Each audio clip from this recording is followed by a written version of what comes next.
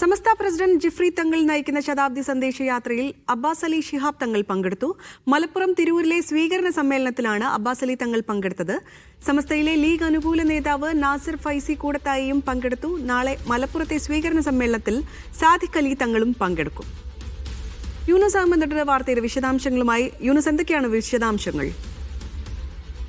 ആരതി, കഴിഞ്ഞ 19-ാം തീയതിയാണ് സമസ്ത അധ്യക്ഷൻ സയ്യിദ് മുഹമ്മദ് ജിഫ്രി മുത്തുക്കോയ തങ്ങളുടെ സമസ്തയുടെ 100-ാം വാർഷികവുമായി ബന്ധപ്പെട്ട ഒരു ശതാബ്ദി സന്ദേശയാത്ര തമിഴ്നാട്ടിലെ കന്യാകുമാരിയിൽ നിന്ന് ആരംഭിച്ചത്. അതിന്റെ ഉദ്ഘാടന പരിപാടിയിൽ പങ്കെടുക്കേണ്ടിയിരുന്നത് മുസ്ലിം ലീഗിന്റെ ദേശീയ അധ്യക്ഷനായ പ്രൊഫസർ ഖാദർ മൊയ്തീൻ, അതോടൊപ്പം പാണക്കാട് അബ്ബാസ് അലി ശിഹാബ് തങ്ങൾ ഉൾപ്പെടെയുള്ള ആളുകൾ, ഈ ലീഗിന്റെ നേതാക്കളടക്കം പങ്കെടുക്കുമായിരുന്നു. പക്ഷേ ആ പരിപാടിയിൽ നിന്ന് ലീഗ് നേതാക്കൾ, പ്രത്യേകിച്ച് പാണക്കാട്ടെ പ്രധാന തങ്ങൾമാരടക്കം വിട്ടുനിൽക്കുന്ന ഒരു സാഹചര്യം ഉണ്ടായിരുന്നു. അത് വലിയൊരു തർക്കങ്ങൾക്കും ഇടയാക്കി. ഇതിന് പിന്നിൽ സമസ്ത അധ്യക്ഷൻ അതോടൊപ്പം തന്നെ പാണക്കാട് ഒരു ചർച്ച നടത്തി. ഇപ്പോൾ ആ ഒരു സമവായം ഇതിൽ എത്തിയിരിക്കുന്നു എന്നാണ് നമ്മൾ മനസ്സിലാക്കുന്നത്.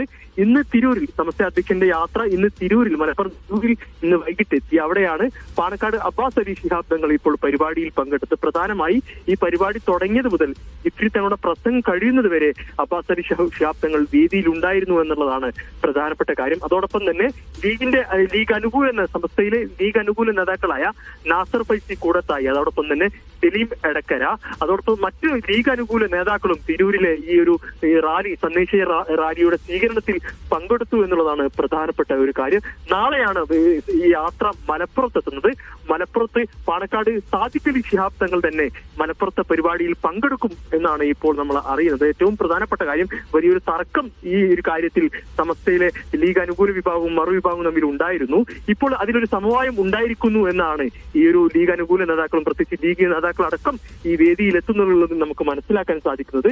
നാളെ സാദിഖ് അലി ശിഹാബ് തങ്ങളും പരിപാടിയിൽ പങ്കെടുക്കും എന്നാണ് നമ്മൾ അറിയുന്നത്. ആരതി.